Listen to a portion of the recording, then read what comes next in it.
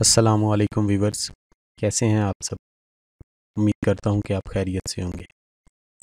आज इस वीडियो में हम बात करेंगे 114(4) नोटिस के बारे में जो आपको एफबीआर पे रिसीव होता है। वीडियो शुरू करने से पहले ये समझना बहुत ज़रूरी है कि 114(4) का नोटिस आता क्यों है। 114(4) का नोटिस तब आता है जब आपने अपनी कोई ईयर की, पिछले साल की, प्रीवियस ईयर की कोई रिटर्न फाइल ना की हो, तब ये आपको नोटिस रिसीव होता है। इस नोटिस के रिसीव होने के साथ ही आपको एक पेनल्टी का नोटिस भी रिसीव होता है। ये दोनों नोटिस इकट्ठे रिसीव होते हैं आईआरएस पे। तो मैं आपको एक एग्जांपल से समझाने की कोशिश करूंगा कि 114(4) नोटिस का आंसर कैसे किया जा सकता है और अपने जो टैक्स ईयर की रिटर्न, प्रीवियस टैक्स ईयर की रिटर्न रहती है, उसको कैसे फाइल कर सकते हैं। तो आपने ये वीडियो पूरी देखनी है और अगर अभी तक मेरा चैनल सब्सक्राइब नहीं किया तो चैनल सब्सक्राइब करें, बेल के आइकन को प्रेस करें और इस वीडियो को ज़्यादा से ज़्यादा शेयर करें। तो चलते हैं आज की वीडियो की जानिब। सबसे पहले आपने एफबीआर की वेबसाइट पे आ जाना है। एफबीआर की वेबसाइट पे ये इनकम टैक्स आईआरएस, यहाँ पे लॉगिन कर लेना हर अपना यूज़र नेम और पासवर्ड के साथ। लॉगिन करने के बाद आपके पास ये पेज आ जाएगा, ये वाला। तो इसमें आपको रिसीव हुआ होता है इनकम टैक्स का नोटिस, 114(4) का नोटिस। तो आपने इनबॉक्स में देखना है। इनबॉक्स में देखेंगे पेनल्टी डिफ़ॉल्ट सरचार्ज का एक नोटिस है और ये डिक्लेरेशन का एक नोटिस है। तो आपने इस डिक्लेरेशन के टैब में आ जाना है। जब आप डिक्लेरेशन के टैब को ओपन करेंगे तो आपके सामने वो आ जाएगा नोटिस जो आपने अभी तक पिछले साल की रिटर्न फाइल नहीं की और उसके लिए जो आपको नोटिस आया। जब आप ये इस पर क्लिक करेंगे तो आपके सामने ये देखें 114(4) notice to file return for income tax for complete year. मैंने जैसे कि आपको कहा कि ये नोटिस आपको तब आता है जब आपने पिछले साल की कोई रिटर्न फाइल ना की हो। ये अब इस भाई को जो नोटिस आया, ये देखें टैक्स ईयर 2017 की इन्होंने टैक्स रिटर्न फाइल नहीं की थी, उसके आंसर में 114(4) का नोटिस आ गया। तो इसको कैसे, इसका आंसर करना है, आप इसके ऊपर क्लिक करें। क्लिक करने के साथ ही ये आपके पास ऊपर रिप्लाई का ऑप्शन आ जाएगा। जब आप रिप्लाई के ऑप्शन पे क्लिक करेंगे तो आपके सामने ये दो ऑप्शन खुलेंगे, 114(4) return of income filed on notice for complete year, और ये आपके पास 115(5) का भी है। इसको फिलहाल आपने इग्नोर कर देना है। मैं आपको बताऊंगा कि ये 115 ये स्टेटमेंट होती है, इसका आपने टेंशन नहीं लेनी। 114(4) के नोटिस पे आप क्लिक करेंगे। जब आप क्लिक करेंगे तो आपके सामने ये ओपन हो जाएगा जो आपका है। अगर ये मतलब आपके पास वेबसाइट ना चल रही हो तो आपने इसको एक दो दफ़ा रिफ़्रेश कर लेना है। यहाँ से पेज को रिफ़्रेश करते हैं तो आपके पास वो ओपन हो जाएगा। अच्छा, आपने जब इनकम टैक्स 114(4) का नोटिस फाइल करना है तो आपने बहुत सी चीज़ों का ख्याल रखना है, क्योंकि ये एफबीआर वाला सेंसिटिव मामला होता है। अगर आप ख्याल नहीं रखेंगे तो हो सकता है आपके ऊपर टैक्स और डाल दें, पहले तो आपका कटता ही है। अच्छा, दूसरी बात मैंने ये बतानी है कि ये जो मैं 114(4) का नोटिस फाइल कर रहा हूँ, ये भाई टीचर है, गवर्नमेंट टीचर है, और एक तो उनके लिए उनकी सैलरी स्लिप होना ज़रूरी है, और दूसरा उनका यूज़र नेम, पासवर्ड और एक पिन कोड होता है, वो चाहिए होता है। अब देखें कि सैलरी स्लिप क्यों ज़रूरी है। सैलरी स्लिप वो वाली 1 जुलाई 2016 से 30 जून 2017 तक हमने उनकी इनकम टैक्स कैलकुलेट कर लेना है, इनकम टैक्स भी कैलकुलेट कर लेना है, और उनकी जो सैलरी है वो भी कैलकुलेट कर लेनी है कि वो कितनी बनती है। अच्छा, यहाँ पे आपने एक और बात का ख्याल रखना है कि जो सैलरी है वो डिडक्शन से पहले वाली कैलकुलेट करनी है, उसका टोटल कर लेना है, और जो आपका सैलरी से इनकम टैक्स करता है वो कैलकुलेट कर लेना है। और जो बिज़नेस पर्सन है वो अपने अगर उन्होंने इनकम टैक्स फाइल किया है, उनके पास उसका रिकॉर्ड होगा, और उनकी जो भी आमदन है या इनकम है वो जो है वो सारा रिकॉर्ड आपने लिख लेना। अच्छा, यहाँ से पहले है इनकम फ्रॉम सैलरी, इसका कोड है 1000। इससे नीचे देखें, ये गवर्नमेंट टीचर के लिए ज़्यादातर होता है, पे, वेजेस और अदर। इसमें आपने टोटल अमाउंट में जो आपकी अमाउंट 1 जुलाई 2016 से 30 जून 2017 तक जो आपने आपकी इनकम है, सैलरी है, वो आपने यहाँ पे लिख लेनी है। मैंने कैलकुलेट की हुई है, इनकी है 7,33,330 रुपये। आपने ये लिख के एक दफ़ा कैलकुलेट के बटन प्रेस करना है। जब आप कैलकुलेट के बटन को क्लिक करेंगे, अगर एक दफ़ा क्लिक किया है आ गया ठीक है, आपने इसको हमेशा 2 दफ़ा क्लिक करना होता है। तो अक्सर ये देखें, अब जब आपने दूसरी दफ़ा क्लिक किया तो ये आपके पास सही होके कॉमों के साथ आ गया, सारा फिल हो गया। अच्छा, यहाँ पे एक और कॉलम है, अमाउंट एग्जेम्प्टेड फ्रॉम टैक्स। ये मतलब वो अमाउंट है जो आप जिस पे टैक्स नहीं लगता। तो ये मेडिकल अलाउंस वगैरह जो होते हैं ये एग्जेम्प्टेड फ्रॉम टैक्स होते हैं, मतलब इनके ऊपर ये जो अमाउंट हमें मिलती है इस पे टैक्स नहीं लगता। तो ये जो मेरे पास है इनके पूरे साल का मैंने जो मेडिकल अलाउंस है, क्योंकि ये टीचर है, इनका जो मेडिकल अलाउंस है वो मैंने कैलकुलेट करके वो भी लिखा हुआ है, वो है 29,700 रुपये। आपने फिर कैलकुलेट पे एक दफ़ा क्लिक करना है, और एक दफ़ा क्लिक अगर आपका देखें यहाँ पे ज़ीरो है, आपने हमेशा इसको 2 दफ़ा क्लिक करना है। जब आप दूसरी दफ़ा क्लिक करेंगे तो ये यहाँ पे 29,700 लिखा जाएगा, और ये यहाँ से 29,700 काटा जाएगा। ये हो गया। अब लेफ़्ट साइड पे आ जाएं, हमारे पास टैब है मुख्तलिफ। ये एम्प्लॉयमेंट में सैलरी का टैब था, ठीक है। उसके बाद ये प्रॉपर्टी है, ये आपने छोड़ देना है, ये इनमें से आपने कोई भी फिल नहीं करना। ये फिर लंबा चौड़ा खाता हो जाता है, इसमें आपने कोई भी फिल नहीं करना। ये इस पे अलहदा वीडियो में बना दूंगा कि ये होते क्या हैं, ये समझने के लिए, लेकिन आपको ये फिल करने की ज़रूरत नहीं है। आपने सिर्फ वो प्रॉपर्टी वाला जो आपका एम्प्लॉयमेंट वाला है सैलरी में जाके, और आखिर पे एक है टैक्स चार्जेबल या पेमेंट्स, ये समझते हैं कि ये क्या है, ये सबसे ज़रूरी है हमारे पास। सारों से पहले टैक्स चार्जेबल पेमेंट में है डिडक्टिबल अलाउंस, ये जो भी आपके पास हैं इसमें भी आपने ये फिल नहीं करना। दूसरा है हमारे पास tab tax chargeable tax, income tax on working capital under section 99 A of 9th schedule, ये भी हमारे लिए नहीं है, इसको आपने छोड़ देना है।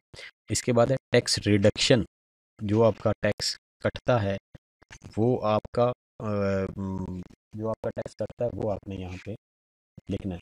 टैक्स रिडक्शन में आपके पास आपकी अगर सैलरी स्लिप हो तो उसके अंदर एक एक होता है income tax, total income tax, और एक होता है टैक्स एग्जेम्प्टेड।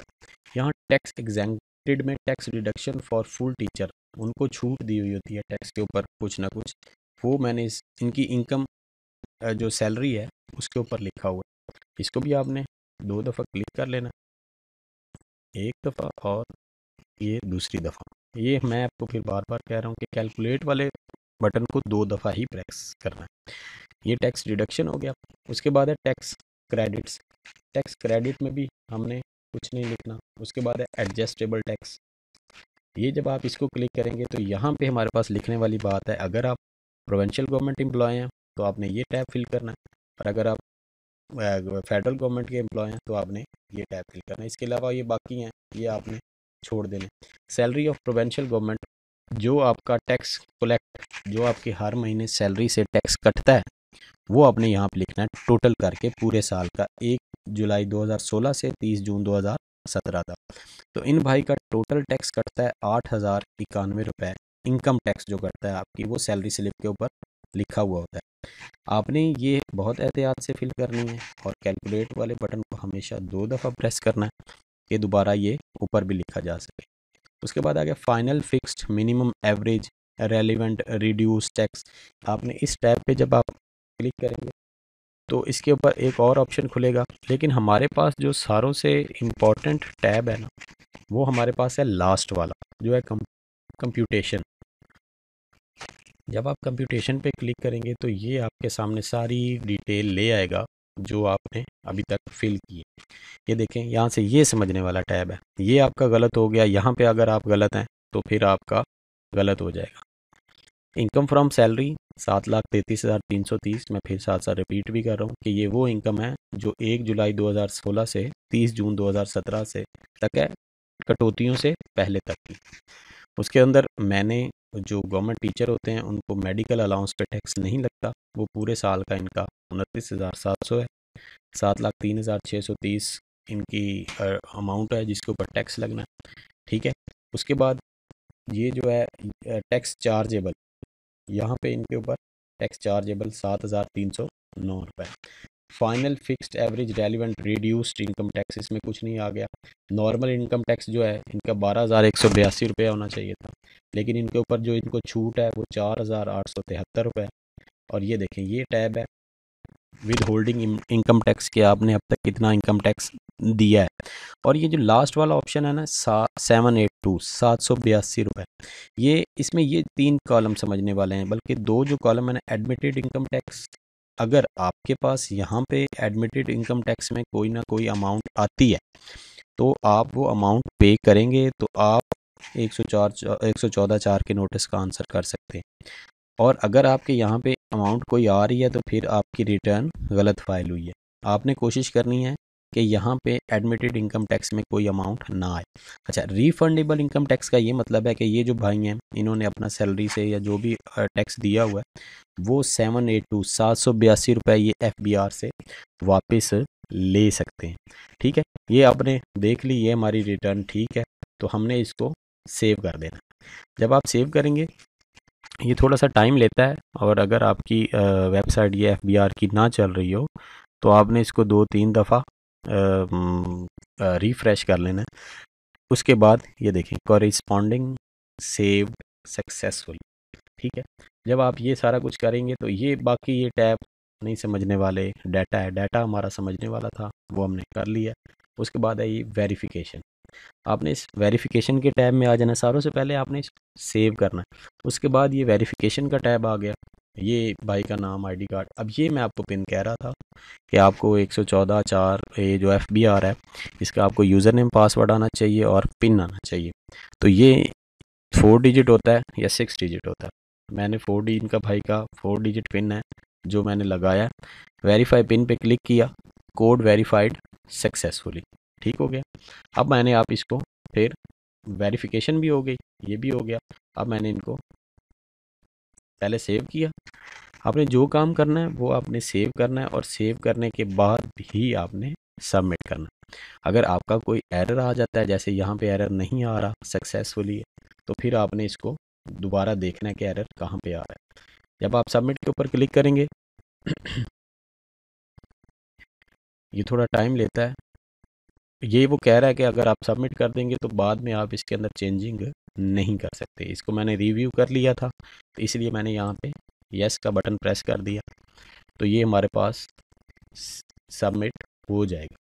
ठीक है, अगर आपके पास कोई एरर आ रहा है, कोई चीज़ की आपको समझ नहीं आ रही, तो आप कमेंट सेक्शन में पूछ सकते हैं, और मैं कोशिश करूँगा कि आपके हर कमेंट का, हर क्यूरी का, हर क्वेश्चन का आंसर करूँ कमेंट सेक्शन में।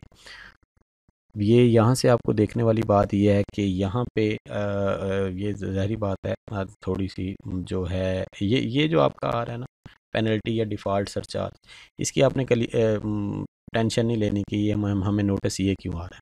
ठीक है, impose of notice to impose penalty, क्योंकि हमने वो 114 का नोटिस नहीं दिया था, इसलिए हमारे पास ये आ रही।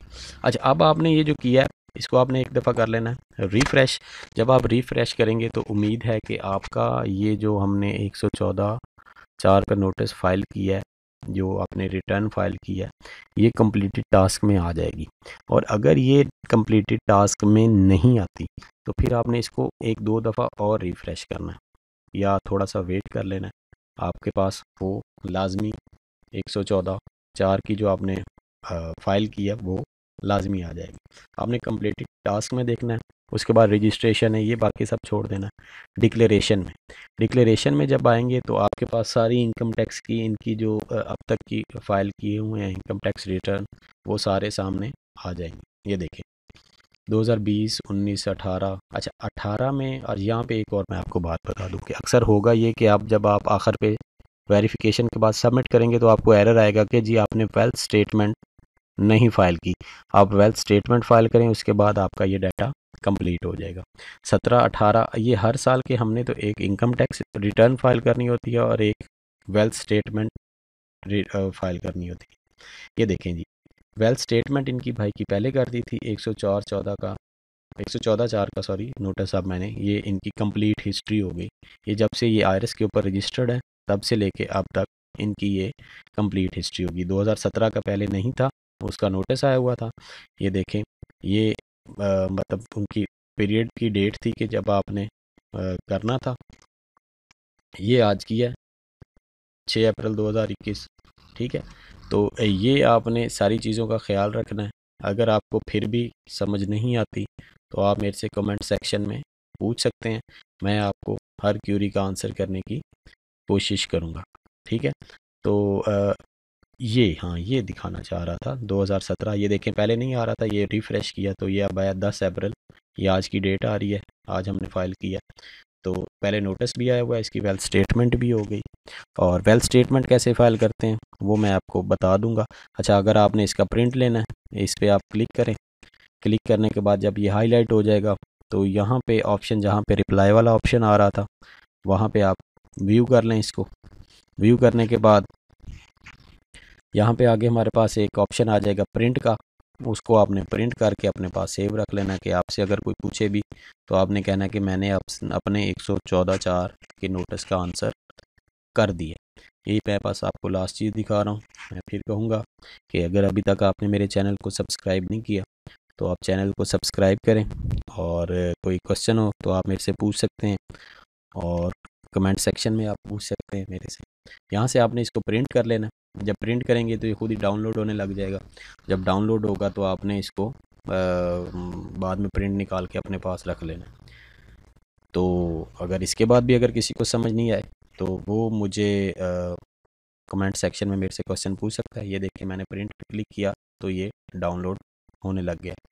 तो मिलते हैं एक अगली वीडियो के साथ, तब तक के लिए अल्लाह हाफिज़।